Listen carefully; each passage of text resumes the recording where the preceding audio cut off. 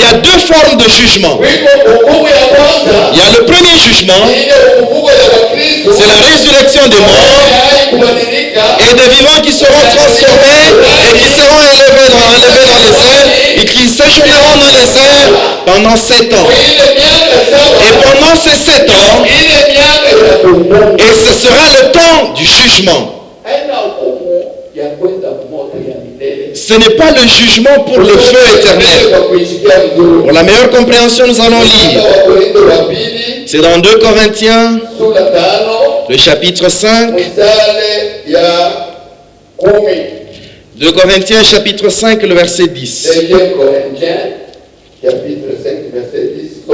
Nous lisons, il est dit ceci. Car il nous faut tous comparaître devant le tribunal de Christ, afin que chacun reçoive selon le bien ou le mal qu'il aura fait étant dans son corps.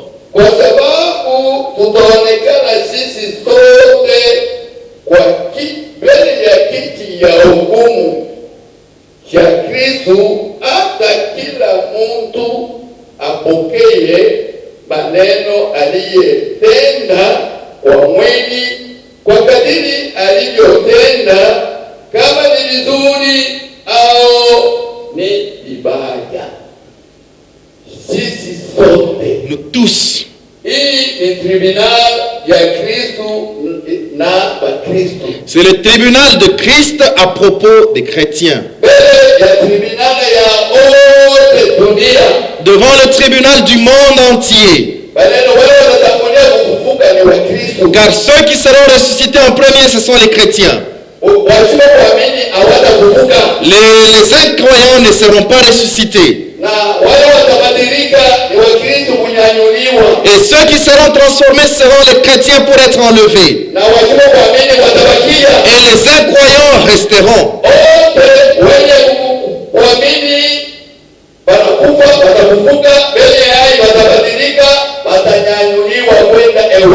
Tous les croyants morts seront ressuscités et ceux qui seront vivants seront transformés et seront enlevés dans les airs. Ils vont rester 7 ans dans les airs. Et c'est là qu'aura lieu le jugement qui concernera les chrétiens que nous sommes, nous, les pasteurs, les anciens, tout le monde, les prophètes et tout le monde. Tous passeront devant le tribunal, tous les prophètes.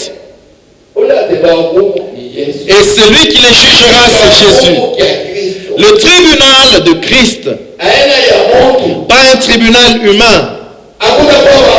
Il n'y aura pas d'avocat. Il n'y aura pas d'apôtre pour siéger sur ce trône. Tout le monde et les apôtres aussi, tous comparaîtront devant ce trône. Et ce tribunal, ce ne sera pas pour être jeté dans le feu éternel. Il est dit que ce tribunal concernera les œuvres que nous aurons accomplies étant dans nos corps. Pendant que nous étions dans nos corps dans ce monde, les œuvres que nous avions accomplies, si elles étaient bonnes ou c'était mauvais, et nous comparaîtrons pour cela devant le tribunal, le trône. Et si vous lisez dans l'évangile selon Jean le chapitre 5, le verset 24, il dit ceci: assurément, en vérité, je vous le dis,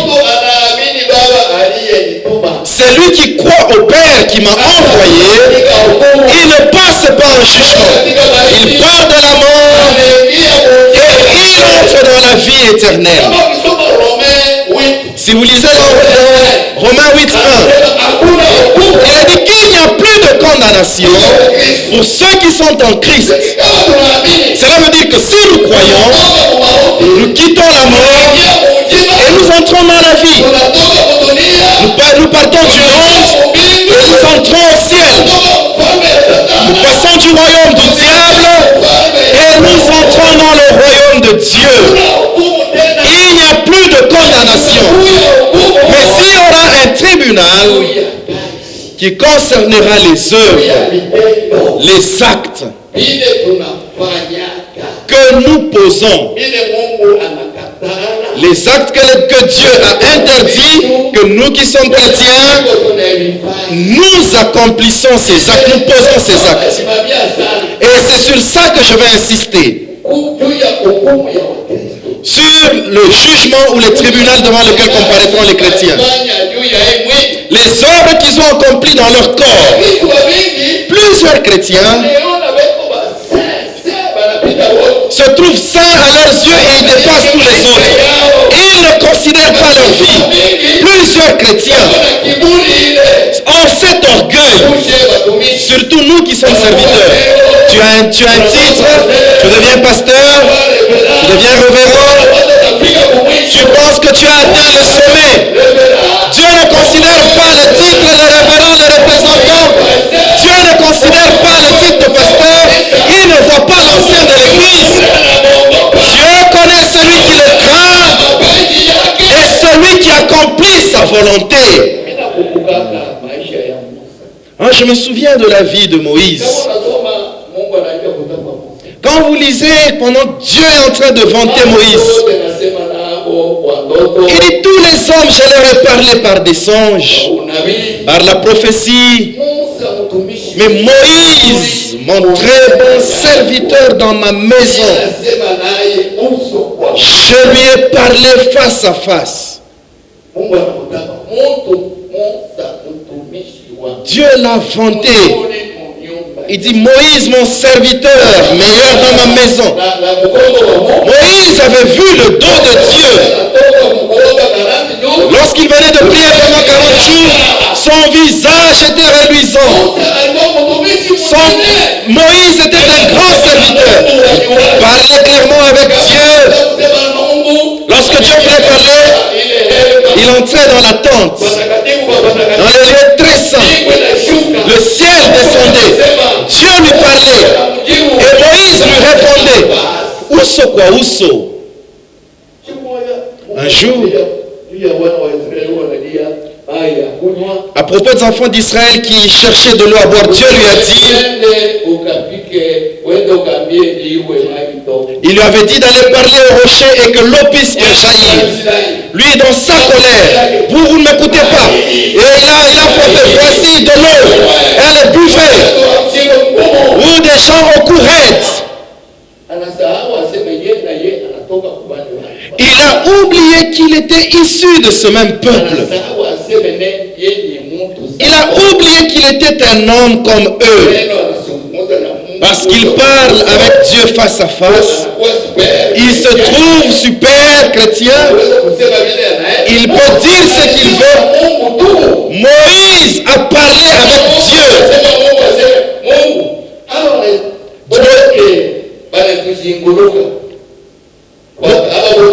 Moïse avait demandé à Dieu de se repentir. Il dit, tous ceux qui nous entourent, toi tu veux exterminer tout Israël.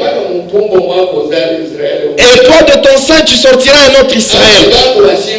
Ces hommes sont des hommes au courette. Il dit, Dieu, réponds-toi. N'est-ce pas toi qui as dit? Tu es Dieu d'Abraham, Dieu d'Isaac, Dieu de Jacob. Tu as dit que ce peuple va hériter de ce pays. Aujourd'hui qu'on apprenne que tu changes et que tu tues ce peuple. Dieu, là tu as péché, réponds-toi. Et Dieu s'était repenti. Il s'était repenti.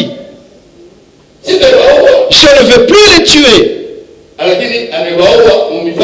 Mais il les a tués de diverses manières. Mais il ne les a pas tous exterminés. Et certains ont atteint Canaan. Et aujourd'hui les Israéliens sont là. Et la postérité d'Abraham existe tel qu'il avait dit. Je suis le Dieu d'Abraham, le Dieu d'Isaac, de Jacob. Je vous ai donné ce pays. Ils sont arrivés dans ce pays. Mais lorsque Moïse a dévié, il s'est enflé parce qu'il parlait avec Dieu, parce qu'il avait demandé à Dieu de se repentir. Il s'est considéré comme étant au-dessus de tous. Moïse, je t'ai parlé, tu n'as pas obéi. Tu m'as confondu devant le peuple. Viens, tu vas voir. C'est là. Mais toi, tu n'entreras pas. On ne se moque pas de Dieu. Dieu n'est pas ta propriété. Dieu est pour tout le monde. Il faut le craindre. On ne doit pas s'habituer à Dieu. Tous les jours, il faut le craindre.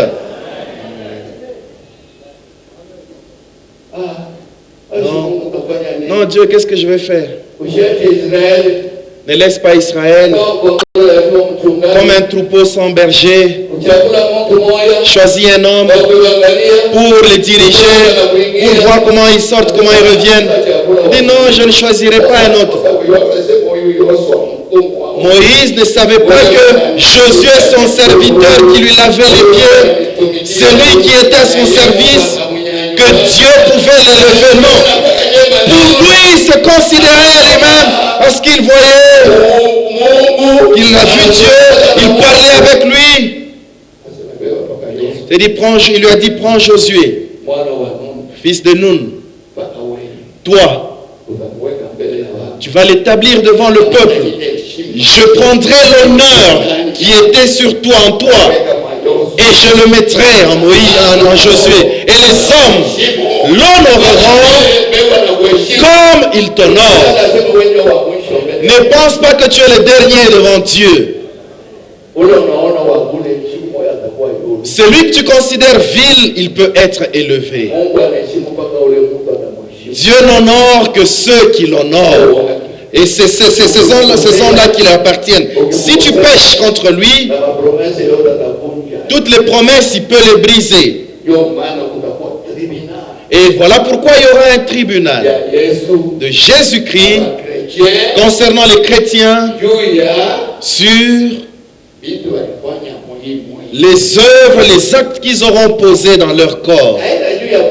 Ce ne sera pas pour les tuer. Si vous lisez l'épître aux Corinthiens, 1 Corinthiens chapitre 3, le verset 3, si nous commençons par le chapitre 1er, le premier verset, toujours 1 Corinthiens, je ne vais pas lire pour gagner du temps. Paul dit, salutations au sein de Corinthe. Watakatifu wa Korinto. Et tous ceux qui sont appelés Watakatifu comme ceux de Corinthe. Il les a inventés, loués d'être saints.